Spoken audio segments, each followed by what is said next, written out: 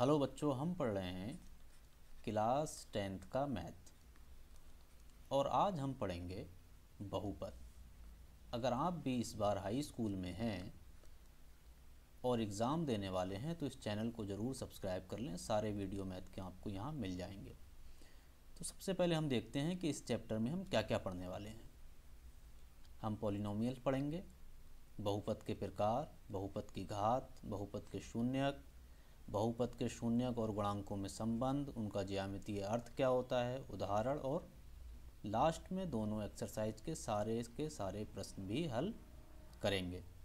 तो चलो शुरू करते हैं। बहुपद क्या होता है? हमारे पास दो तरीके के पद होते हैं। एक होता है अचर और दूसरा होता है चर। अचर पद क्या होते हैं? जिनका मान नहीं बदलता है उनको बोलते हैं हम अचर पद, और जिनका मान बदलता रहता है उनको बोलते हैं हम चर पद। ठीक है। अब अगर हम इन्हीं चर और अचर पदों को उठाकर उनका जोड़ घटाव कर देंगे तो उनसे जो बनेगा उसी को हम क्या बोलेंगे? बहुपद। अगर बहुपद की परिभाषा की बात करें तो चर और अचर पदों का जोड़ तथा घटाव बहुपद कहलाता है। जैसे यहाँ से हमने उठाया x और यहाँ से हमने उठाया 2, दोनों को जोड़ दिया तो ये क्या बन गया? हमारा बहुपद। बहुत आसान है। या फिर 5 + 2x + 3, ये भी क्या है? बहुपद। या हमारा 5y + 7x + 9, ये भी क्या है? बहुपद है। लेकिन एक चीज़ ध्यान रखना है, यहाँ गुणा में जो अचर पद है उसे चर पद का गुणांक कहते हैं। क्या कहते हैं?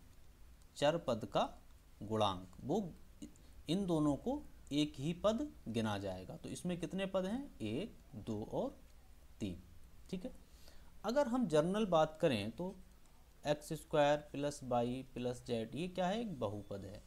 अब ये तो हमारी बात हो गई बहुपद क्या होता है। अब हमें कौन कौन सी बात जो इम्पोर्टेंट पॉइंट हैं वो ध्यान रखने हैं। ठीक है। जैसे बहुपद की घात, बहुपद कोई भी लिख रहे हैं हम, जैसे x² + 2x + 3। एक और हम लिख रहे हैं x की घात 1/2 + 2, या x की घात √2 + 5x, या फिर हम लिख रहे हैं x की घात 7/2 + 5x, या हम लिख रहे हैं 5/3x + 9। तो एक बात ध्यान रखना है, ये सारे के सारे बहुपद नहीं हैं। बहुपद की घात हमेशा कैसी होनी चाहिए? हमेशा पूर्णांक होनी चाहिए। क्या होनी चाहिए? पूर्णांक तथा पॉजिटिव। इस बात का हमेशा ध्यान रखना है। यहाँ देखो, घात पॉजिटिव तो है लेकिन पूर्णांक नहीं है, तो ये बहुपद नहीं है। यहाँ देखो, घात पॉजिटिव तो है लेकिन रूट में है, यानी कि पूर्णांक नहीं है, तो ये भी बहुपद नहीं है। यहाँ घात पॉजिटिव तो है लेकिन बटे में है, इसकी घात कितनी आएगी? 3.5, तो ये भी नहीं है। और x का पद बटे में नहीं होना चाहिए। ठीक है। तो ये कुछ बातें हैं जो ध्यान रखनी है कि बहुपद नहीं होगा इस कंडीशन में। ठीक है। अब बहुपद को हमने दो तरीके से डिवाइड किया हुआ है। ठीक है। पहला है पदों के आधार पर और दूसरा है बहुपद की घात के आधार पर। अब हम दोनों तरीके के बहुपद समझने वाले हैं। बहुपद का पदों के आधार पर अगर हम उसको डिवाइड करने वाले हैं तो सबसे पहले आता है शून्य बहुपद। अब शून्य बहुपद क्या होता है? जिस बहुपद का पद सिर्फ और सिर्फ शून्य हो तो उसको शून्य बहुपद कहते हैं। दूसरा है अचर बहुपद। अचर बहुपद में चर पद नहीं होते हैं, सिर्फ कौन से पद होते हैं? अचर पद होते हैं, तो वो क्या कहलाएगा? अचर बहुपद। तो ये हो गया अचर बहुपद। तीसरा है एक पदी, मोनोनोमियल। अब यहाँ ये कंडीशन नहीं है कि ये चर होगा क्या अचर होगा। ठीक है। इसमें कुछ भी हो सकता है, ax, 9x, 7x, 5y या 1, 5, 7, ये सब क्या है? एक पदी। जिसमें एक पद होगा तो वो एक पदी। दूसरा है बाइनोमियल। अगर इसकी जनरल कंडीशन देखें तो वो इस तरह से लिखा जाता है ax + b, यानी कि एक पद होगा और ये दूसरा पद होगा, यानी कि इसमें कितने पद होंगे, 2 पद होंगे। इसको हम लिख सकते हैं 5x + 3 या 7x + y या x की घात 9 + y की घात 7 या x + 9 या x - 9, जिसमें 2 पद होंगे वो द्विपद कहलाएगा। अब आ गया त्रिपद, तो जिसमें 3 पद होंगे तो वो त्रिपद कहलाएगा। a² + b² + c², ये त्रिपद हो गया। या 9x³ + bx² + 8x + c, 1 2 3, ये 4 पद हो गए। ये 3 पद होंगे तो त्रिपद कहलाएगा। अब बहुपद की जो जनरल इक्वेशन है, अगर हम जनरल इक्वेशन लिखें जिसमें हम जितने पद चाहें अपने हिसाब से बना सकते हैं, तो वो क्या होती है, an x⁻0 + an-1 x⁻1 + an-2 x⁻2, ऐसे करके लास्ट तक। अब जो a है वो 0 हो जाएगा और x की घात n हो जाएगी। अगर हम यहाँ n बराबर 1 रख देंगे तो ये क्या हो जाएगा, एक पद हो जाएगा। और x बराबर 2 रख देंगे, n बराबर 2 रख देंगे तो क्या हो जाएगा, a2 + ax1, ठीक है, ये हो जाएगा। अब बहुपद की घात के आधार पर, जब भी हम बहुपद की बात करते हैं तो जो उसकी घात होती है इसके आधार पर हम डिफाइन करते हैं कि ये लीनियर पॉलिनोमियल है या क्वाड्रेटिक इक्वेशन है, ठीक है। तो सबसे पहले तो हम ये समझेंगे कि बहुपद की घात आखिर होती कैसे है और कैसे उसको कैलकुलेट करते हैं, ठीक है। एक बहुपद में चर की अधिकतम घात वाले पद के घातांक को बहुपद की घात कहते हैं। जैसे कोई बहुपद लिखा हुआ है हमारा x की घात 7 + x² + x की घात 9 + x + x³। अब हम यहाँ देखेंगे, अगर हमसे पूछा जाए कि बहुपद की घात क्या है या डिग्री ऑफ पॉलिनोमियल क्या है, तो हम क्या देखेंगे, जैसे 7 सबसे पहले देखेंगे, यहाँ पर x की घात 1 है, ये नहीं हो सकती। इससे बड़ी 2 है, ये भी नहीं हो सकती। इससे बड़ी 3 है, लेकिन ये 3 क्या सबसे बड़ा है ना, इससे बड़ा 7 है, तो ये भी नहीं हो सकता।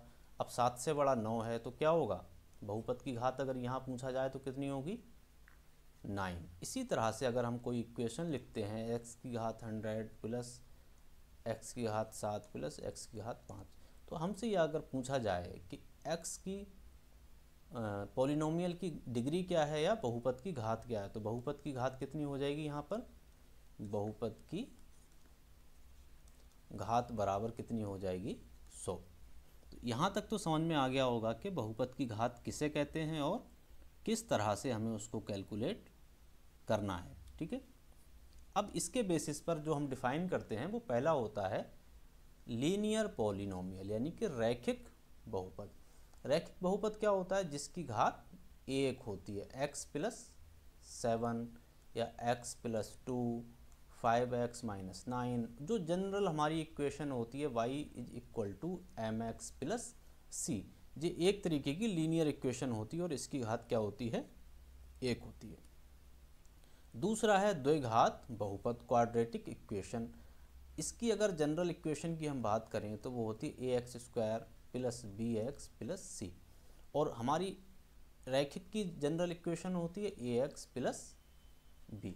यहाँ पर एक चीज़ ध्यान रखना है, a का मान कभी भी 0 नहीं होना चाहिए, ठीक है।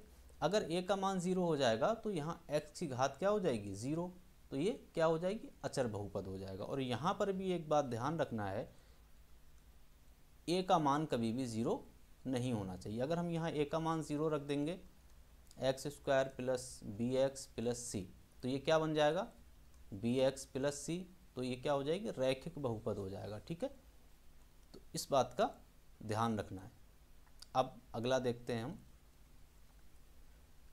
त्रिघाती बहुपद, क्यूबिक पॉलिनोमियल। हमारे सिलेबस में बस क्यूबिक पॉलिनोमियल तक ही है, तो हम क्यूबिक पॉलिनोमियल तक ही पढ़ेंगे। इसकी जनरल इक्वेशन होती है ax³ + bx² + cx + d। अब यहाँ हमने इसकी घात देखनी है, कौन सी घात कितनी होगी इसकी, 3 घात है, तो इसीलिए इसको त्रिघाती बोलते हैं। और यहाँ पर भी a का मान 0 नहीं होना चाहिए। अगर a का मान 0 हो जाएगा तो ये बहुपद इक्वेशन हो जाएगी, ठीक है। अब बहुपद के शून्यकों और गुणांकों में संबंध निकालना है। सबसे पहले हमारा है रैखिक बहुपद। रैखिक की हम जब बात करते हैं x की घात 1, हमेशा ध्यान रखना है जब भी बहुपद में जितनी ज़्यादा घात होगी, जितनी ज़्यादा डिग्री होगी, उतने ही उसके क्या होंगे, शून्यक होंगे, उतने ही उसके शून्यक होंगे। अगर x की घात 1 है तो 1 शून्यक होगा, x की घात 7 है तो 7 शून्यक हो जाएंगे, x की घात 9 है तो 9 शून्यक हो जाएंगे, और x की घात अगर 0 है तो 0 शून्यक होगा, क्योंकि वो क्या होगा, एक कांस्टेंट हो जाएगा। ठीक है। अब सबसे पहला है हमारा y is equal to mx। ठीक है। अगर हमने यहाँ पर कोई पॉलिनोमियल लिखा है इस टाइप का, जैसे ax प्लस बी, ए की जगह पर हमने 5x लिख दिया, प्लस बी की जगह पर हमने 7 ले लिया, बराबर 0। अब अगर x का मान हमें निकालना है तो वो हो जाएगा -7/5। ये तो हमने डायरेक्ट किया, लेकिन इसका एक सूत्र भी होता है। वो क्या होता है, अगर हमने x क्या है, इसका एक हल है। हल क्या होता है, अगर हम x का मान यहाँ पर रखेंगे तो ये 0 के बराबर आएगा। अब हमने मान लिया इसका शून्यक क्या है, अल्फा। अल्फा बराबर क्या होगा, माइनस अचर पद बटे x का गुणांक। तो अब हमें जहाँ भी दिखेगा, जैसे 5x - 9 बराबर 0, हमसे पूछा जाए इसका हल क्या होगा x का, तो अल्फा मान लिया इसका हल होगा, तो अचर पद क्या है, -9/5। तो कितना आ गया, 9/5। डायरेक्ट हमने निकाल के बता दिया कि इसका, तो ये क्या हो गया हमारा, ये क्या है, इसके x का गुणांक है, और ये क्या है, शून्यक। तो हमने निकालना क्या था, शून्यकों और गुणांकों में संबंध। तो शून्यकों गुणांकों में संबंध क्या होता है, शून्यक क्या हो गया, अल्फा, और इसमें गुणांकों के साथ संबंध क्या होगा, -b/a। b क्या है, अचर पद है, a क्या है, x का गुणांक है। अब एक चीज़ हमें ध्यान रखना है जो हम आगे पढ़ने वाले हैं, जब भी कोई रैखिक बहुपद होता है तो उसकी जो ग्राफ पर हम जो ड्रॉ करते हैं, उसका ग्राफ ड्रॉ करते हैं, वो एक सीधी लाइन होती है। अब ये c जो है, ये डिफाइन करता है कि ये लाइन सेंटर से होके जाएगी या इस साइड से होगी या इस साइड से होगी। अगर हम c बराबर 0 रख देते हैं तो ये लाइन जो है वो एकदम 0 0 से होके जाती है। ये x है और ये y है। आगे हम इसको ग्राफीय रिप्रेजेंटेशन में देखने वाले हैं। अब द्विघात बहुपद, जिसकी घात 2 होती है उसको हम क्या बोलते हैं, द्विघात बहुपद। ax² + bx + c। हमने यहाँ पर एक द्विघात समीकरण, द्विघात बहुपद ले रखा है, x² - 3x - 4। अगर हम इसको x² - 3x - 4 को बराबर में 0 लगा दें, ठीक है, तो अब ये क्या हो गया, द्विघात समीकरण। अब हम इसके गुणनखंड करके इसके शून्यक निकाल सकते हैं, और जो हम गुणनखंड करने के बाद शून्यक निकालेंगे उसको हम देखेंगे कि जो हमारा फार्मूला है उससे भी वही शून्यक आ रहे हैं। अगर सेम शून्यक आ रहे हैं तो उनका रिलेशनशिप क्या होगा, स्टेबलाइज हो जाएगा। अब x² - 3x को हम लिख सकते हैं -4x + x - 4 बराबर 0। सबको पता है गुणनखंड करने के लिए इस वाले अंक के इसको ऐसे तोड़ा जाता है कि गुणा करने पर क्या आए, अचर पद आए, और जोड़ने पर 3x। अब यहाँ से हमने x कॉमन ले लिया, अंदर क्या बचा, x - 4। यहाँ से हमने प्लस का 1 कॉमन ले लिया, अंदर क्या बचा, x - 4 बराबर 0। अब यहाँ भी x - 4, यहाँ भी x - 4, तो x - 4 हमने कॉमन ले लिया, अंदर क्या बचा, x + 1 बराबर 0। अब ये दोनों 0 के बराबर हैं, तो एक बार x - 4 को 0 के बराबर रखेंगे और दूसरी बार x + 1 को 0 के बराबर रखेंगे। तो यहाँ से जो हमारा x बराबर निकल के आएगा 4, और यहाँ से जो x निकल के आएगा वो आएगा -1। क्योंकि इसकी घात बच्चों कितनी है, 2, तो इसके हल भी कितने निकलेंगे, 2। तो इसको हम x1 कह सकते हैं, इसको x2 कह सकते हैं, या फिर हम इसको अल्फ़ा कह सकते हैं, इसको बीटा कह सकते हैं, जो हमारा मन करे। लेकिन यहाँ पर एक रिलेशनशिप होता है, अल्फ़ा + बीटा बराबर -x का गुणांक बटे एक्स स्क्वायर का गुणांक। और ये क्या है, शून्यकों का योग, और ये क्या है, शून्यकों का गुणनफल। ये क्या होता है, शून्यकों का गुणनफल बराबर अचर पद बटे एक्स स्क्वायर का गुणांक। तो शून्यकों का योग, शून्यकों का गुणनफल क्या होता है, अचर पद बटे एक्स स्क्वायर का गुणांक। अचर पद क्या होता है हमारा, यहाँ माइनस एक्स का गुणांक माइनस बी बटे ए, और ये क्या हो जाएगा, सी बटे ए। यही हमारा रिलेशनशिप है गुणांकों और शून्यकों में। अगर हम यहाँ से अल्फा प्लस बीटा निकालें तो माइनस बी की जगह पर -3 और माइनस माइनस प्लस हो जाएगा -3 बटे 1, और ये हो जाएगा -4। ठीक है। अब अगर हम देखें कि जो हमने अल्फ़ा प्लस बीटा निकाला है वो कितना निकल के आया, 3, और अल्फ़ा गुणा बीटा जो निकाला है वो कितना निकल के आया, -4। और जो हमने गुणनखंड करके जो इसके शून्यक निकाले थे वो क्या ऐसे ही हैं। तो हम अगर x1 प्लस x2 करें तो वो कितना निकल के आएगा, 4 - 1 बराबर 3, और x1 गुणा x2 करें तो वो कितना निकल के आएगा, -4। तो ये रिलेशनशिप होता है शून्यकों और गुणांकों में। तो हमें डायरेक्ट अब इतनी मेहनत करने की ज़रूरत नहीं है, हमें गुणनखंड करने की ज़रूरत नहीं है। अगर हमें शून्यक पूछे जाएंगे, शून्यकों का योगफल और गुणनफल, तो हम डायरेक्ट निकाल सकते हैं, -b बटे ए और c बटे ए। हमेशा ध्यान रखना है a जो है वो हमेशा हर में आता है। ठीक है। अब त्रिघाती की बात कर लेते हैं।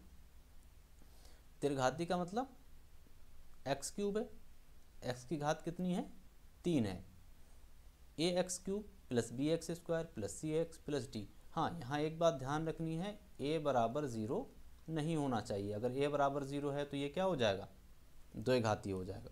यहाँ पर हमने एक समीकरण ले रखा है 3x³ minus 5x² minus 11x plus 3। अगर हम इसको 0 बराबर कर देंगे तो ये हमारा बहुपद बन गया समीकरण। अब यहाँ पर घात 3 है तो इसके हल भी 3 होंगे, इसके शून्यक भी 3 होंगे। ठीक है। तो अल्फ़ा बीटा ये तो 2 हो गए, अब एक हमने तीसरा मान लिया गामा। ठीक है। अब इसके लिए क्या होता है, शून्यकों का योग, शून्यकों का योग क्या है, alpha plus beta plus gamma. वही बात याद रखनी है, alpha plus beta plus gamma, वही बात याद रखनी है। माइनस वहाँ पर x का गुणांक था तो यहाँ पर x² का गुणांक होगा, माइनस x² का गुणांक बटे x³ का गुणांक। x² का गुणांक -b और x³ का गुणांक a। हमेशा ध्यान रखना है, वहाँ भी a हर में था, यहाँ भी a हर में है। अब अल्फ़ा बीटा, एक बार तो इनको जोड़ दिया, अब दो दो की गुणा लेकर जोड़ रहे हैं, alpha beta beta gamma plus gamma alpha. ये क्या होता है, c का गुणांक बटे में x² का गुणांक। ये होगा हमारा c बटे a। c का गुणांक नहीं है बच्चों, ये x का गुणांक है। ठीक है। अब शून्यकों का गुणनफल अल्फ़ा बीटा गामा, तो ये क्या हो जाएगा हमारा, माइनस अचर पद बटे में x² का गुणांक। ये कितना हो जाएगा, अचर पद कितना होता है, d है यहाँ पर अचर पद, और x² का गुणांक a है। एक बात ध्यान रखनी है, a यहाँ पर हर बार नीचे आ रहा है। अब अगर हमसे पूछा जाए कि इसमें alpha plus beta plus gamma बराबर क्या होगा, -b का गुणांक -5 और बटे में 3, तो ये क्या हो गया, 5/3। हमसे पूछा जाए alpha beta plus beta gamma plus gamma alpha कितना होगा, c बटे a। c कितना है, -11। ए कितना है 3। हमसे पूछा जाए अल्फ़ा बीटा गामा क्या होगा, डी बटे ए। डी कितना है 3 और ए कितना है 3। बहुत ही आसान है। एक बात ध्यान रखनी है, जो भी शून्य होते हैं उनका क्या मतलब होता है। जैसे हमने यहाँ पर पीछे वाले में x1 x2 निकाले थे, उसका मतलब है अगर हम इस समीकरण में x1 और x2 के मान रख देंगे तो उसका जो टोटल मान है वो 0 के बराबर हो जाएगा। ठीक है। अब शून्य बहुपद के शून्यकों का ज्यामितीय अर्थ क्या होता है। बच्चों ये कोई ग्राफ है, ठीक है, ठीक। अब यहाँ पर हमने कोई ऐसे करके एक लाइन खींची, ठीक है। यहाँ पर इसने x एक्सिस को कट किया। जहाँ पर इसने x एक्सिस को कट किया, जहाँ पर इसने x एक्सिस को कट किया, मान लिया y is equal to mx plus c की ये इक्वेशन है। अब यहाँ पर इसने y एक्सिस को कट किया तो y बराबर यहाँ पर क्या मान हो गया 0, क्योंकि बच्चों ये हमारी y एक्सिस है और ये x एक्सिस है। क्योंकि यहाँ पर 0 है, ये बाई 0, जैसे जैसे ऊपर जाएंगे वैसे वैसे बाई का मान बढ़ेगा और जैसे जैसे नीचे आएंगे वैसे वैसे बाई का मान घटेगा। हम यहाँ कहाँ खड़े हैं, बीच में, तो यहाँ बाई का मान क्या है 0। तो जहाँ पर भी इस ग्राफ ने एक्स एक्सिस को कट किया है तो उसका मतलब है वहाँ पर बाई का मान 0 है और वही क्या है, एक शून्यक है, इस समीकरण का हल है। हमें बताना क्या है, एग्ज़ाम में क्या बताना है। एग्ज़ाम में हमें ऐसे करके कोई ग्राफ दिया जाएगा, इस तरह से दिया जाएगा, या फिर इस तरह से दिया जा सकता है, या फिर इस तरह से दिया जा सकता है, और हमसे पूछा जाएगा बताइए इस ग्राफ के कितने हल हैं। तो यहाँ ये x को एक जगह पे कट कर रहा है, एक हल है। इस ग्राफ के कितने हल हैं, यहाँ ये x को कितनी जगह पे कट कर रहा है, 2 जगह पर, तो 2 हल हैं। हमसे पूछा जाएगा इसके कितने हल हैं, तो हम गिन लेंगे कि ये x एक्सिस को कितनी जगह पर कट कर रहा है। ये x एक्सिस को 5 जगह पर कट कर रहा है, तो इसके कितने हल हो जाएंगे, 5 हल। तो हमने इससे क्या समझा बच्चों, कोई भी ग्राफ x एक्सिस को जितनी बार कट करता है उतने ही उसके शून्यक और हल होते हैं। ठीक है। अब यहाँ पर हमें एक ग्राफ दिया हुआ है, ये किसका ग्राफ है, y बराबर 2x प्लस 3। ठीक है। यहाँ पर हमने x की जो मान लिया है -2 से ये -2 से +2 के बीच हमने एक लाइन खींची हुई है। ठीक है।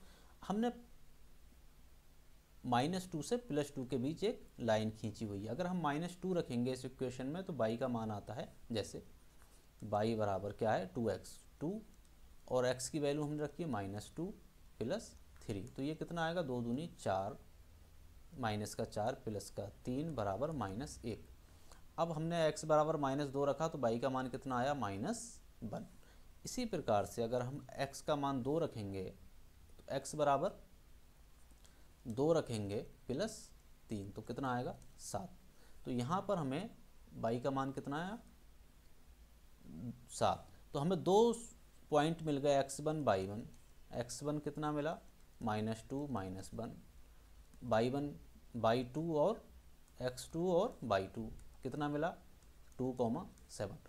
ये 2 पॉइंट मिल गए और हमें एक सीधी रेखा खींचनी है, तो दोनों पॉइंट को हमने मिला दिया तो क्या बन जाएगी, हमारी सीधी रेखा बन गई। अब हमने देखा कि किस पॉइंट पर ये x एक्सिस को काट रही है, x एक्सिस को काट रही है। जिस पॉइंट पर ये x एक्सिस को काट रही है वही क्या होगा, इस इक्वेशन का हल होगा। अगर हम डायरेक्ट इसको हल फाइंड आउट ना करके, अगर हम यहाँ से लेके यहाँ तक की दूरी नाप लें, यहाँ से लेके यहाँ तक की दूरी नाप लें, वो कितनी निकल के आई थी, -3/2। x बराबर -3/2 ही क्या है, इस इक्वेशन का हल है। ये ग्राफीय मेथड होता है। ठीक है। तो अभी हमें पता चल गया कि ग्राफ का क्या मतलब, शून्यकों का ग्राफ पर क्या मतलब है, कि जहाँ पर भी लाइन जो है ग्राफ हमारा x एक्सिस को काटता होता है वही उसका हल होता है। ठीक है। अगला है हमारा, ये एक तरीके का क्या है, पैराबोला है। ठीक है, यहाँ हमें पैराबोला पढ़ना नहीं है, सिर्फ ग्राफ देखना है और समझना है। हमने पैराबोला बनाया हुआ है -2 से 5 के बीच। ये -2 है और ये 5 है, इसके बीच हमने ये पैराबोला खींचा हुआ है। अब जब हमने हमें इसके बहुत सारे पॉइंट ले लिए, -2, -1, 4, 0, हमने यहाँ पर बहुत सारे पॉइंट ले लिए। ये ले लिया एक पॉइंट ये ले लिया, ये ले लिया, क्योंकि लाइन बनाने के लिए हमें 2 पॉइंट चाहिए थे। कर्व बनाना है तो हमें बहुत सारे पॉइंट चाहिए थे, तो हमने यहाँ कितने पॉइंट ले लिए, 1, 2, 3, 4, 5, 6, 7, 8 पॉइंट ले लिए। और हमने इन सब पॉइंट को मिलाया, इसको मिलाया, इसको मिलाया, इसको मिलाया, और हमें ये एक क्या मिल गया, एक पैराबोला मिल गया। अब हमने देखा कि ये किस किस जगह पर एक्स एक्सिस को काट रहा है, क्योंकि इसकी घात कितनी है, 2 है, तो शून्यक भी इसके 2 होने चाहिए। जब शून्यक 2 होने चाहिए तो ये एक्स एक्सिस पर कितनी जगह कट करेगा, 2 जगह कट करेगा। तो एक जगह कर रहा है -1, 0 और दूसरी जगह कर रहा है 4, 0। ठीक है, अगला देखते हैं हम।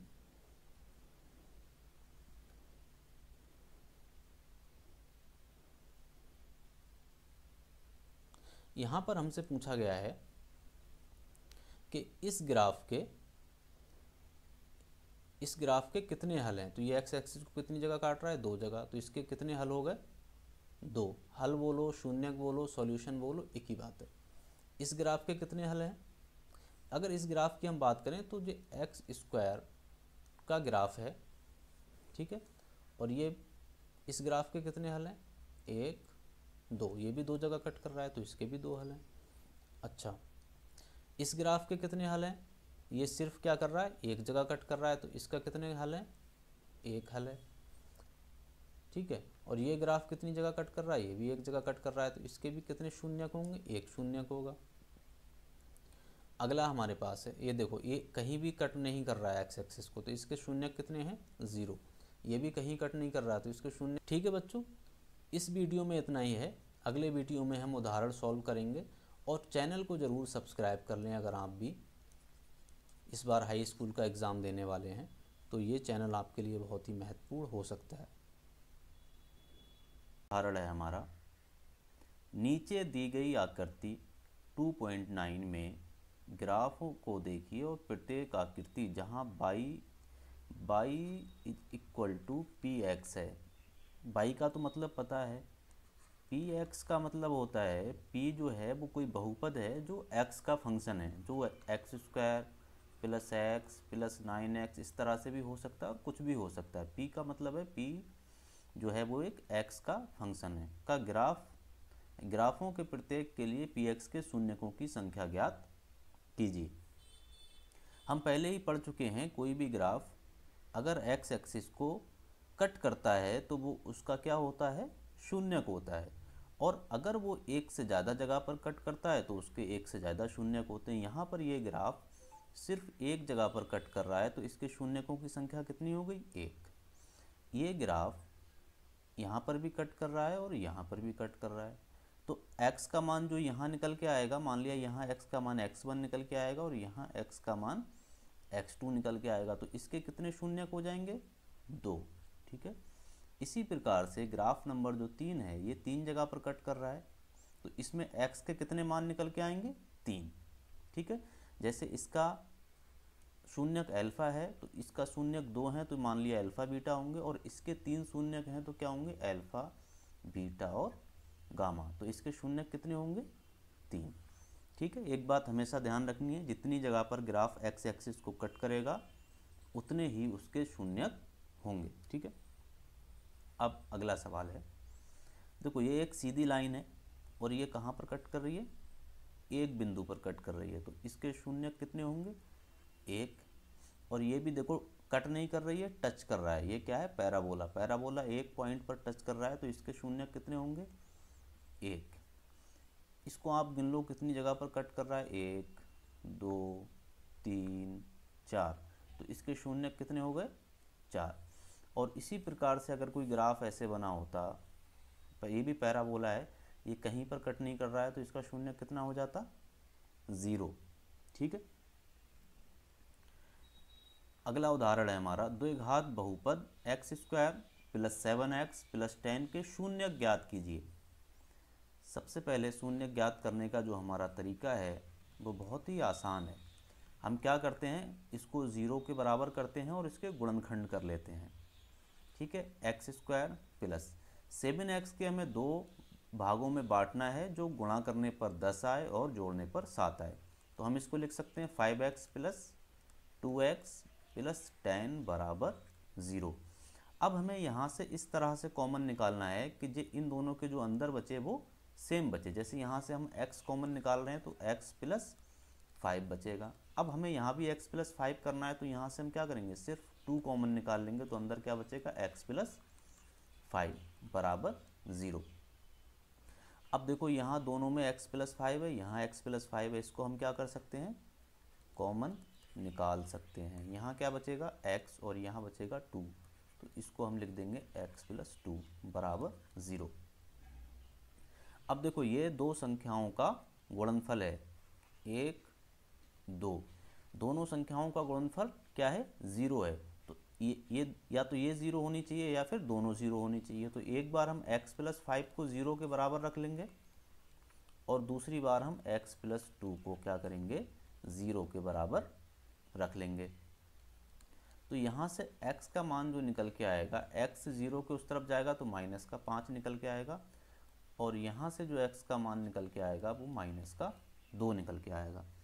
तो यहाँ पर जो हमारे शून्यक निकल के आए -5 -2। आगे इसने पूछा है और शून्यकों तथा गुणांकों के बीच के संबंध की सत्यता की जांच कीजिए। शून्यकों और गुणांकों के बीच की सत्यता की जांच कैसे करते हैं, मान लिया हमारे अल्फा प्लस बीटा दो शून्यक निकल के आए, उनका गुणांकों के बीच में क्या संबंध होता है, -b/a, और अल्फा बीटा क्या होता है, c/a।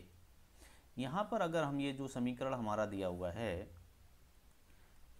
ax square plus bx plus c से अगर हम तुलना करेंगे तो a के स्थान पर हमारा क्या है, a बराबर 1 है, b के स्थान पर हमारा क्या है, 7 है, और c के स्थान पर हमारा क्या है, 10 है।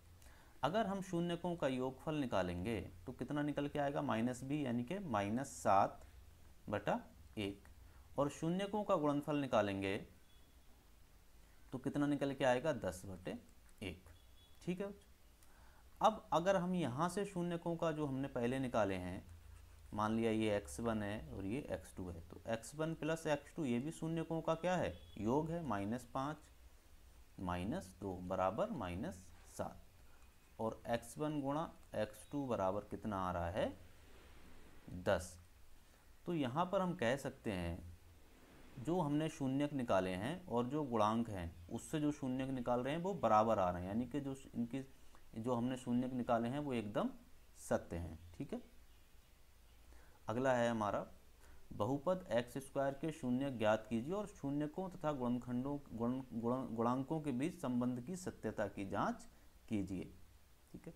हमारा x स्क्वायर -3x क्या है, एक बहुपद है, इसको हम 0 लिखेंगे, 0 के बराबर कर लेंगे।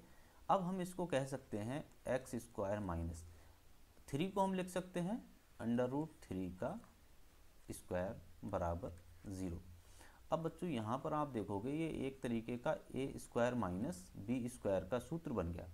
तो हम इसको कैसे लिख सकते हैं, x प्लस √3, जैसे यहाँ पर हम लिखते हैं a प्लस b और a माइनस b। इसी प्रकार से हम लिख सकते हैं x plus √3 minus x minus √3 बराबर 0। अब एक बार इसको 0 लिखेंगे और एक बार इसको 0 के बराबर करेंगे, x प्लस √3 बराबर 0 और x माइनस √3 बराबर 0। यहाँ से जो x का मान निकल के आएगा वो आएगा माइनस का √3, और यहाँ से जो x का मान निकल के आएगा वो आएगा x बराबर √3। इसको हम x1 और इसको x2 मान लेते हैं। ठीक है। अब सत्यता की जांच करने के लिए हम पहले गुणांकों का शून्यकों का योगफल निकालेंगे। कौन सी विधि से, जो हमारे पास एक रिलेशनशिप है अल्फा प्लस बीटा वाला, जो गुणांकों और शून्यकों को योगफल का रिलेशनशिप है। तो हम इसको पहले कंपेयर करेंगे a x square plus b x plus c से। ए बराबर तो हमारा यहाँ पर 1 है, एक्स का गुणांक नहीं है तो उसको क्या करेंगे 0, और सी बराबर हमारा -3 है। अल्फा प्लस बीटा बराबर -b/a होता है, और शून्यकों का गुणनफल c/a होता है। b 0 है, a 1 है, तो ये क्या हो जाएगा 0। c -3 है, -3 है, ठीक है। अब अगर हम यहाँ से इससे कंपेयर करें अल्फ़ा प्लस बीटा बराबर, यहाँ से अगर हम कंपेयर करें -3 प्लस 3 बराबर -b/a, तो ये क्या आएगा 0 बराबर -b/a। ये यहाँ पर आया, इसका मतलब ये सत्य है। और दूसरा क्या है, अल्फ़ा इंटू बीटा -√3 प्लस √3 बराबर c/a, तो ये कितना निकल के आया -3 बराबर c/a, और यहाँ भी c/a क्या निकल के आया -3, ठीक है।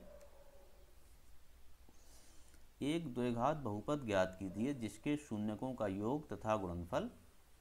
देखो कई बार आपको क्या दिया होगा, अल्फ़ा प्लस बीटा दिया होगा और अल्फ़ा इंटू बीटा दिया होगा, जिससे आपको क्या करना पड़ेगा, द्विघात समीकरण लिखना पड़ेगा। हमें क्या दिया हुआ है, अल्फ़ा प्लस बीटा दिया हुआ है और अल्फ़ा बीटा दिया हुआ है। अल्फ़ा प्लस बीटा क्या होता है -b/a, और अल्फ़ा बीटा क्या होता है c/a। अब बहुत ही आसान तरीका बता रहे हैं। सबसे पहले हमारे पास एक द्विघात समीकरण लिख लेते हैं, ax plus bx plus c बराबर 0।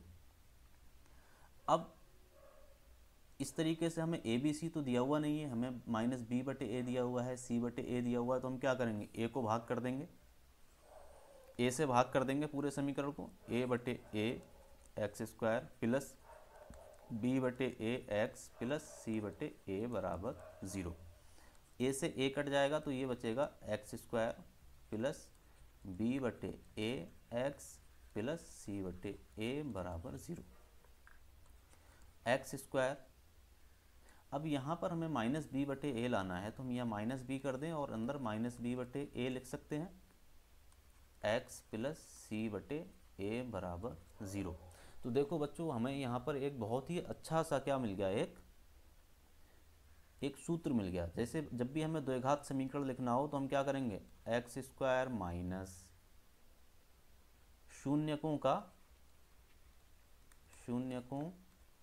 का योगफल गुणा x प्लस शून्यकों का गुणनफल। अब हमें इतनी लंबी मेहनत करने की ज़रूरत नहीं है, और अगर कभी भूल जाओ तो इस तरह से आप बना सकते हो, x square minus b/a x plus c/a बराबर 0। इस तरीके से हम द्विघात बहुपद बना सकते हैं, ठीक है। ये द्विघात समीकरण है। जब भी हम बहुपद के बराबर में 0 लगा देते हैं तो वो क्या हो जाता है, समीकरण। और हमसे पूछा क्या है, बहुपद, तो हम क्या कर सकते हैं, एक्स स्क्वायर माइनस शून्यकों का योगफल कितना है -3 गुणा में एक्स प्लस शून्यकों का गुणनफल कितना है 2, तो x square minus minus plus 3x plus 2, ये हमारा बहुपद निकल के आ गया, और यही हमारा हो गया आंसर, ठीक है। अब पांचवा उदाहरण है, जांच कीजिए कि त्रिघात बहुपद 3x³ minus 5x square minus 11x minus 3 के शून्यक -3 -1 -1/3 है। इसके पश्चात शून्यकों तथा गुणांकों के बीच संबंध की सत्यता की जांच कीजिए। देखो जब भी हमें ये जांच करना होती है कि कोई शून्यक दिया हुआ है, वो उस बहुपद का है या नहीं है, ठीक है। जब भी हमें जांच करनी होती है कि अगर कोई शून्यक दिया हुआ है वो उस बहुपद का है या नहीं है, तो हम क्या करते हैं, उस शून्यक को बहुपद में रख के देख लेते हैं। जैसे हमारा px बराबर 3x³ minus 5x square minus 11x minus 3। पहला शून्यक हमारा 3 दिया हुआ है, अगर हम x के स्थान पर 3 रखते हैं और ये 0 के बराबर हो जाता है, और ये क्या हो जाता है, 0 के बराबर आ जाता है, इसका मतलब जो शून्यक दिया हुआ है वो एकदम करेक्ट है। तो p x की जगह पर हम कितना रखेंगे, पहले 3, तो p3 जो है वो 0 आना चाहिए। 3 गुणा 3 का क्यूब माइनस 5 गुणा 3 स्क्वायर माइनस 11 गुणा 3 माइनस 3। अब 3 तिया 9 तिया 27 तिया 81, ये हो जाएगा 81 माइनस 3 तिया 9 पंजे 45, 11 तिया 33 माइनस 3। अब ये कितना हो गया,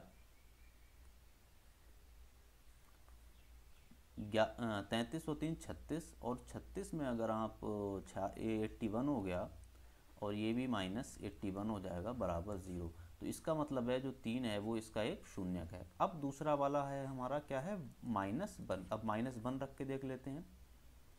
तो 3 -1 का क्यूब -5 -1 स्क्वायर -11 -1 -3। अब यहाँ से क्या आएगा, 3 और -1 का क्यूब होगा तो -1 आएगा, -5 है, -1 का स्क्वायर होगा तो +1 आ जाएगा, -1 और 11 कितना हो जाएगा, +11 हो जाएगा, -3।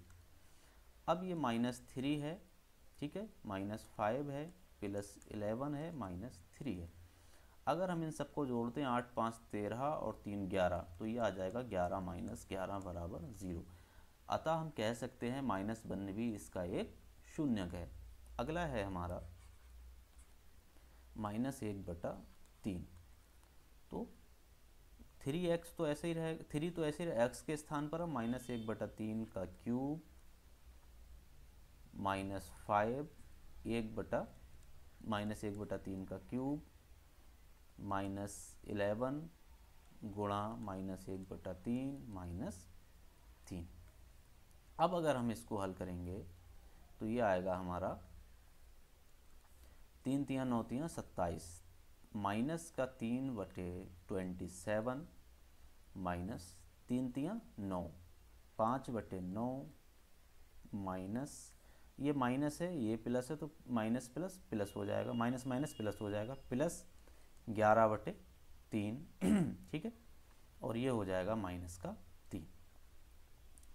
अब अगर हम इसका एलसीएम ले लें तो कितना आएगा, 27, ये -3 आ जाएगा, 9 तिया 27 तो -15 आ जाएगा, प्लस 3 नीम 27 तो 11 नहीं, यहाँ पर 3 नहीं है, हाँ प्लस का 11/3 है, तो 3 नीम 27 तो 11 नीम 99 हो जाएगा माइनस का। अब यहाँ पर कितना है, 1 है, तो 27 तिया कितना हो जाएगा, 81, 81। 15 3 18 में अगर 81 जोड़ेंगे तो 91 आएगा, तो ये क्या आएगा, -99 + 99, तो ये भी क्या आएगा, 0 के बराबर आएगा। अब एक चीज़ तो हम यहाँ सिद्ध कर चुके हैं कि ये शून्यक जो हैं वो त्रिघात बहुपद को 0 बनाते हैं। अब इस बच्चों जो इनके शून्यक होते हैं वो होते हैं अल्फा बीटा गामा। शून्यकों और इनके गुणांकों के बीच का जो रिलेशनशिप होता है उसको निकालने के लिए पहले हम क्या करेंगे, एक आइडियल त्रिघात बहुपद लिखेंगे जो होता है हमारा ax³ + bx² + cx + d। यहाँ से a अगर हम निकालें तो वो आएगा 3, b निकालें तो वो आएगा -5, c निकालें तो वो आएगा -11, और अगर d निकालेंगे तो वो आएगा -3। तो यहाँ पर शून्यकों का योग जो होता है वो होता है अल्फा + बीटा + गामा बराबर -b/a, alpha beta beta gamma plus gamma alpha बराबर होता है c/a, और अल्फा बीटा गामा बराबर होता है d/a। अब माइनस का b कितना है हमारा, -5, तो माइनस माइनस 5, ये कितना है 3, तो ये आ जाएगा हमारा 5/3। जो पहले से ही हमें शून्यक दिए गए हैं, अगर इनका योग भी इसके बराबर आ जाता है तो इसका मतलब है जो हमारे शून्यक और गुणांकों के बीच में जो संबंध है वो एकदम करेक्ट है। इनको भी जोड़ के देख लेते हैं हम। 3 - 1 -1/3, तो ये आ जाएगा हमारा 3, 9 - 3 - 1, तो ये भी 5/3 आ गया। तो ये मतलब सत्यता एकदम करेक्ट है। Alpha plus beta, alpha beta, beta gamma, gamma alpha, c कितना है -11/a कितना है 3। अब इसके लिए हम क्या करेंगे, 3 गुणा -1, इसकी गुणा करेंगे, फिर इसकी करेंगे, प्लस -1 गुणा -1/3 प्लस 3 गुणा -1/3, ठीक है। ये आ गया हमारा -3, माइनस माइनस प्लस का 1/3, ये तो माइनस रहेगा, 3 से 3 कट जाएगा, -1। अगर हम इसका एलसीएम लें तो नीचे आएगा 3, 3 तियां 9 माइनस का, ठीक है। और ये आएगा हमारा प्लस का 1, ठीक है, और ये -3। 9 3 12 में से अगर 1 जाएगा तो -11/3 बचेगा, ठीक है। ये भी करेक्ट आ गया। D/A, डी कितना है हमारा -3 और ए कितना है +3, तो माइनस का बनाएगा। और अगर हम इन सबको गुणा कर दें, 3 गुणा -1 गुणा -1/3 कट जाएगा, तो ये भी कितना आएगा -3, ठीक है। सवाल है हमारा, किसी बहुपद px के लिए, कोई भी बहुपद है px का मतलब होता है p जो है वो x का फंक्शन है। फंक्शन का मतलब होता है कोई भी ऐसा बहुपद जो सिर्फ और सिर्फ x की फॉर्मेट में लिखा गया हो, कुछ भी हो सकता है। तो px को लेकर टेंशन नहीं लेनी है। px का मतलब होता है एक फंक्शन है जो x में लिखा गया है। ग्राफ नीचे दिए गए हैं, प्रत्येक स्थिति में px के शून्यकों की संख्या ज्ञात कीजिए। अब ग्राफ से शून्यकों की संख्या निकालने के लिए बहुत ही आसान है, हमें ग्राफ को देखना है। क्या देखना है कि जो ग्राफ है वो एक्स एक्सिस को कट कर रहा है, काट रहा है या नहीं काट रहा है। अगर ग्राफ एक्स एक्सिस को नहीं काट रहा है तो उसके कोई भी शून्यक नहीं होंगे। जैसे ये ग्राफ है, ये एक्स एक्सिस के पैरेलल चल रहा है, यानी कि एक्स एक्सिस को नहीं काट रहा है, तो इसके शून्यकों की संख्या कितनी हो जाएगी 0। अगला ग्राफ है, ये वाई एक्सिस को भी काट रहा है और एक्स एक्सिस को भी काट रहा है, लेकिन वाई एक्सिस को काट रहा है, हमें उससे लेना देना नहीं है, क्योंकि जो हमारा ग्राफ है वो y = px है। और इसका शून्य कहाँ पर होगा, जब y की वैल्यू कितनी हो जाएगी 0। और y की वैल्यू बच्चों 0 कब होगी, जब ये ग्राफ क्या होगा x एक्सिस के पास होगा, क्योंकि यहाँ पर क्या होती है वैल्यू 0, ऊपर क्या होती है पॉजिटिव और नीचे क्या होती है नेगेटिव। जैसे ही ये ग्राफ x एक्सिस को कट करेगा y की वैल्यू 0 हो जाएगी और वही क्या हो जाएगा, इसका शून्यक हो जाएगा। तो यहाँ पर इसके शून्यक कितने हैं 1। अगला ग्राफ है बच्चों, देखो एक जगह यहाँ कट कर रहा है, यहाँ भी कट कर रहा है, यहाँ भी कट कर रहा है, तो कितने शून्यक हो गए 3। एक बात ध्यान रखनी है, वाई एक्सिस को कट करेगा तो उससे हमें लेना देना नहीं है, सिर्फ और सिर्फ एक्स एक्सिस देखनी है। अगला प्रश्न है हमारा, ये देखो यहाँ कट कर रहा है, यहाँ कट कर रहा है, तो इसके शून्यक कितने हो गए 2, ठीक है। एग्जाम में ये क्वेश्चन आएगा तो ऐसे ही गिनना है, एक जगह कट किया, दूसरी जगह किया, तीसरी जगह किया, चौथी जगह किया, तो इसके शून्य कितने हो गए 4। अगला है हमारा, यहाँ पर कट किया एक जगह, यहाँ देखो कट नहीं कर रहा है, टच कर रहा है, तो इसको भी 1 गिनेंगे, और यहाँ भी टच कर रहा है तो इसको भी 1 गिनेंगे। अगर ये ऐसे करके जाता होता तो इसको कितने गिनते 2, लेकिन ये ऐसे नहीं जा रहा है, सिर्फ टच करके जा रहा है, तो कितने गिनेंगे 1। तो इसके शून्य कितने हो गए 3, ठीक है। सवाल नंबर 1 है हमारा, क्वेश्चन नंबर 1 है, निम्न द्विघात बहुपदों के शून्य ज्ञात कीजिए।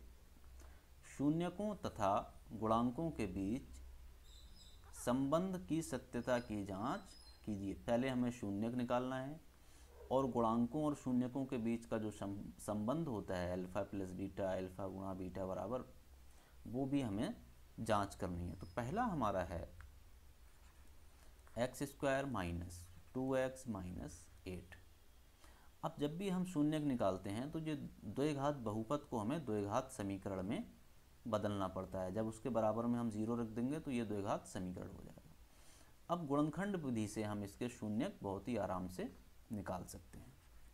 एक्स स्क्वायर माइनस, हमें क्या करना है, -2 के ऐसे टुकड़े करने हैं जो जोड़ने पर तो -2 आए और गुणा करने पर 4 आए। तो क्या कर सकते हैं हम, यहाँ पर हम क्या कर सकते हैं, +2x माइनस 4x माइनस 8 बराबर 0। यहाँ सर हम x कॉमन निकाल सकते हैं, x +2 बचेगा अंदर। यहाँ से हम -4 कॉमन निकाल सकते हैं, x +2 बचेगा अंदर। यहाँ x +2 कॉमन है, यहाँ भी x +2 कॉमन है, तो x +2 बाहर निकाल लिया। अंदर क्या बचा, x - 4 बराबर 0। अब ये भी 0 के बराबर रखना है और ये भी 0 के बराबर रखना है। तो x +2 बराबर 0, तो x बराबर आ जाएगा -2। और यहाँ से अगर हम यहाँ से करेंगे तो x बराबर कितना आएगा, माइनस का x -4 बराबर 0, तो x बराबर 4 आ जाएगा। ठीक है, अब ये तो हमारे शून्यक हो गए। अब हमसे पूछा है इनकी सत्यता की जांच करनी है। अल्फा प्लस बीटा बराबर होता है हमारा -b/a और अल्फा बीटा बराबर होता है c/a। अब ये b और c कहाँ से निकालने हैं, तो हमें एक स्टैंडर्ड द्विघात बहुपद लिखना है, ax² bx + c। इस स्टैंडर्ड द्विघात बहुपद से हम इसको कंपेयर करेंगे। तो यहाँ देखो a की जगह पर कितना है 1, b के स्थान पर कितना है -2 और c के स्थान पर कितना है -8। अब -b/a, b कितना है -2, a कितना है 1, तो ये कितना आएगा 2 आएगा। c/a, c कितना है -8 और a कितना है 1, तो ये कितना आएगा -8। ठीक है, ये क्या है, गुणांकों और शून्यकों के बीच में संबंध। लेकिन ये सत्य है या नहीं है, ये कैसे पता चलेगा, हमें ऐसे पता चलेगा। जो हमने x1 और x2 निकाले हैं, इसको x1 बराबर -2 बोल सकते हैं और x2 बराबर -4 बोल सकते हैं, क्योंकि ये दो शून्यक हैं, x1 और x2। क्योंकि x1 का मान अगर हम इसमें रखेंगे तब भी ये 0 आएगा और x2 का रखेंगे तब भी 0 आएगा। अब अगर x1 + x2 2 के बराबर आ जाए और x1 × x2 -8 के बराबर आ जाए, तो क्या होगा कि जो हमने शून्यक निकाले हैं वो एकदम करेक्ट हैं। तो हम कह सकते हैं x1 + x2 बराबर -2 + 4 बराबर कितना आएगा 2, और x1 × x2 बराबर कितना आएगा -2 × 8 बराबर -8। ये आ गया। तो ये क्या है, एकदम करेक्ट है, क्योंकि यहाँ पर भी हमारा 2 आया है, यहाँ पर भी 2 आया है, यहाँ भी -8 आया है और यहाँ भी -8 आया है। ठीक है, अगला सवाल देखते हैं। 4s² - 4s + 1, 4s² - s है, 4s + 1 यही है। ठीक है, ये x y z s अचर पद कुछ भी हो सकता है। अब हम क्या करने वाले हैं, इसको 0 के बराबर करेंगे और गुणनखंड करेंगे।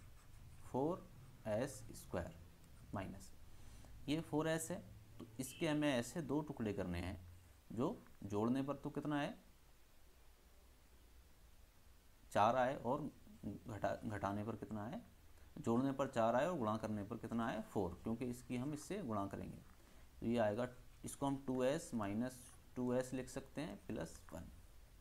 तो 4s² माइनस का 2s माइनस का 2s + 1 बराबर 0। यहाँ से हम 2s कॉमन ले सकते हैं, अंदर क्या बचेगा 2s - 1।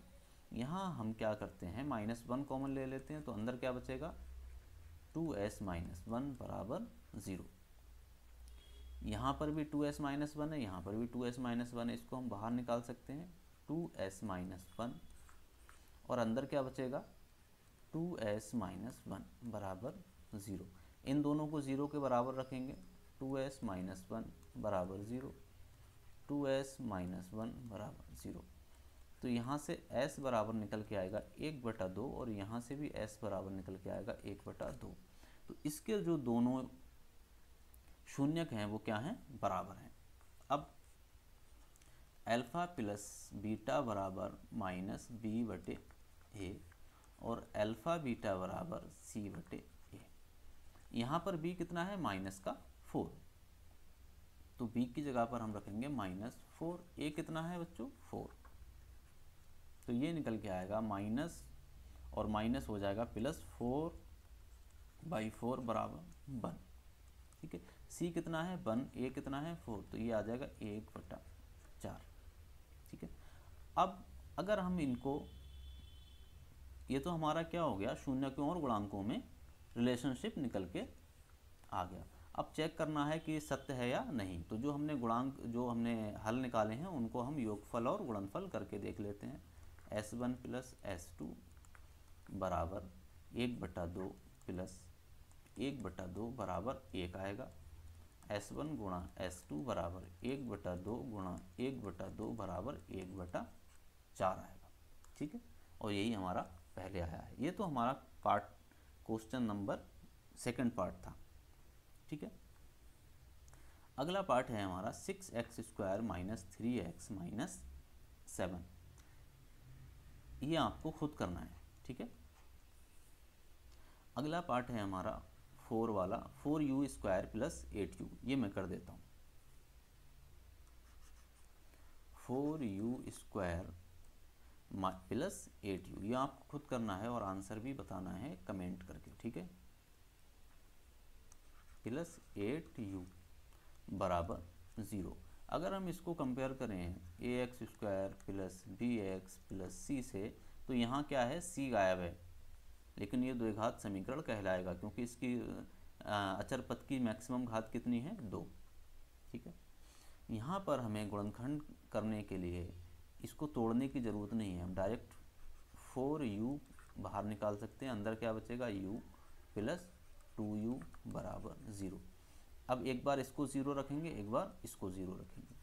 4u बराबर 0 और u + 2u बराबर 0। यहाँ से u बराबर निकल के आएगा 0 और यहाँ से ये 2 है, u + 2 बराबर, तो u बराबर निकल के आएगा -2। तो हमारे दो हल निकल के आए, u1 बराबर 0, u2 बराबर -2। अब अगर हम यहाँ पर अल्फा प्लस बीटा निकालना चाहें तो b बराबर तो हमारा पता है 8 और a बराबर 4 माइनस का 2। अल्फा बीटा c तो हमारा यहाँ है ही नहीं, तो c बराबर कितना हो जाएगा, 0। 0/4 बराबर 0। ये हमारा शून्यकों और गुणांकों के बीच का संबंध है। अगर हम u1 + u2 करते हैं तो 0 - 2 बराबर कितना, -2, और u1 गुणा u2 करते हैं तो कितना निकल के आएगा, 0। और यही हमारा यहाँ पर भी निकल के आया है। इसका मतलब जो हल हमने निकाले हैं वो एकदम सत्य हैं। ठीक है,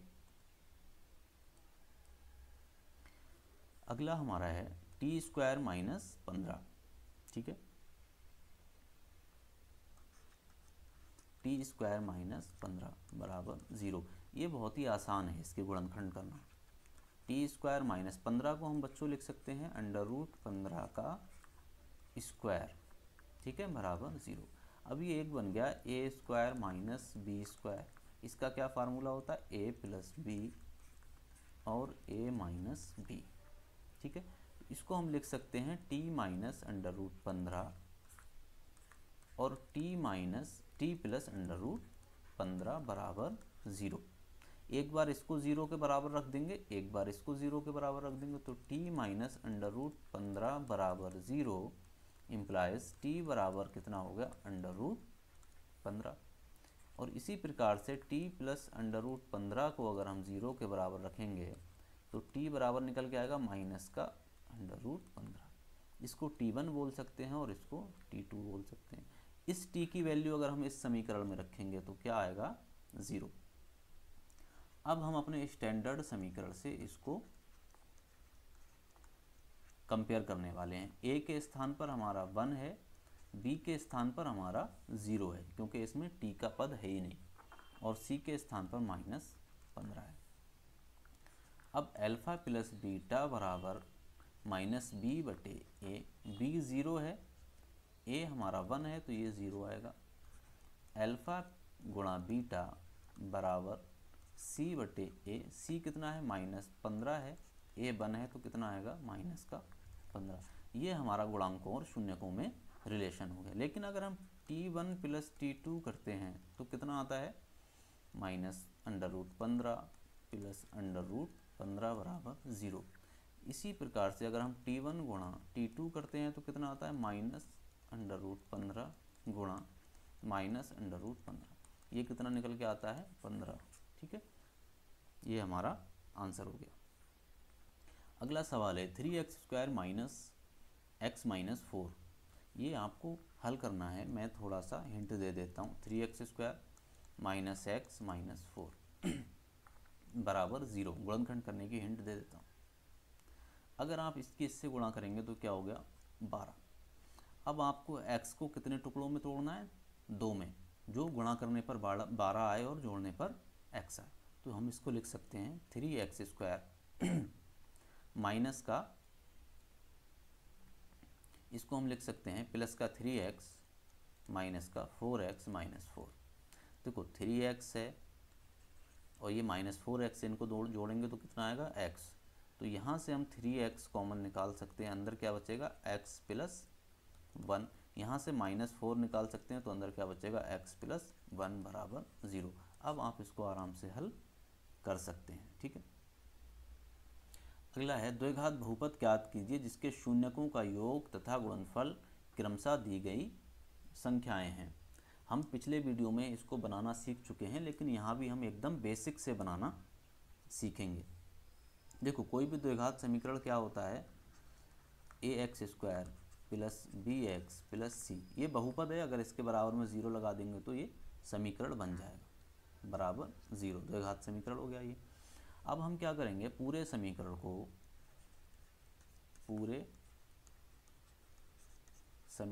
को a से भाग देने पर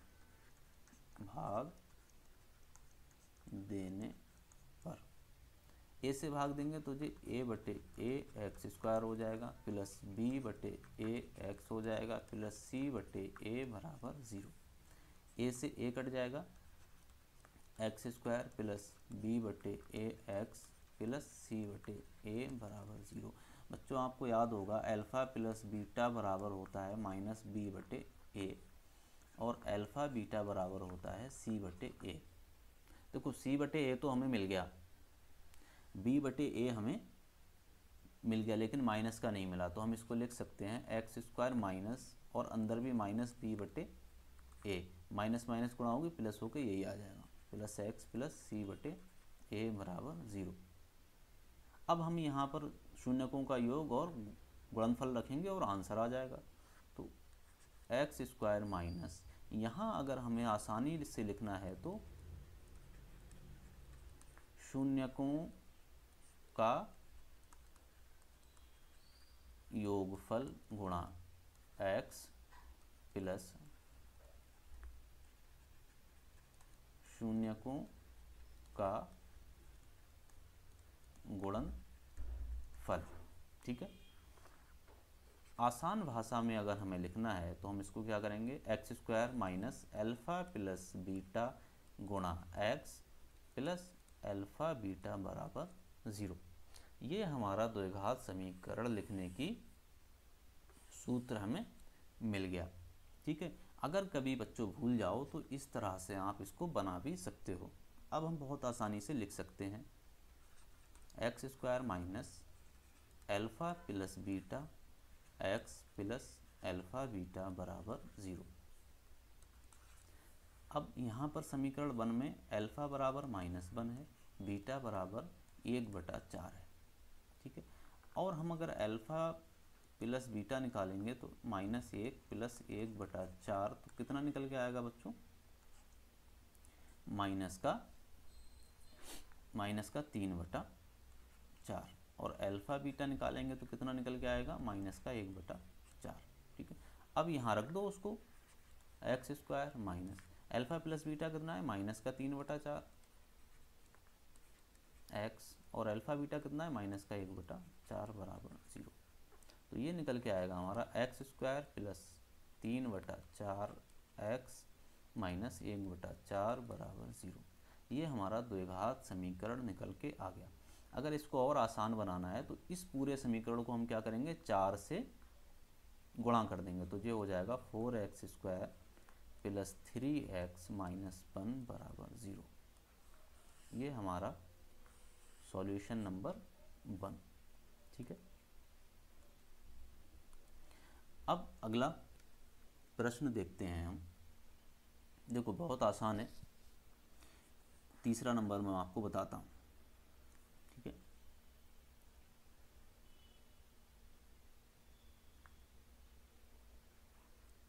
x² minus alpha plus beta x plus alpha beta बराबर 0। अल्फ़ा प्लस बीटा बराबर कितना आएगा, √5 प्लस 0, और अल्फ़ा बीटा बराबर कितना आएगा, √5 गुणा 0 बराबर 0, और यहाँ कितना आएगा, √5। तो ये हो गया हमारा x² माइनस √5x बराबर 0। बहुत ही आसान है। ठीक है, अब अगले समीकरण आपको खुद बनाने हैं और आंसर भी कमेंट बॉक्स में देना है। ठीक है, तो इस वीडियो में इतना ही। द्विघात समीकरण हमारे यहीं पर ख़त्म होते हैं। अगर आपको द्विघात समीकरण पूरे देखने हैं तो आप कंप्लीट वीडियो देख सकते हैं, जिसमें हमने सारे कॉन्सेप्ट भी समझाए हुए हैं। और चैनल को ज़रूर सब्सक्राइब कर लें, जो आपके 10th क्लास में बहुत ही काम आने वाला है।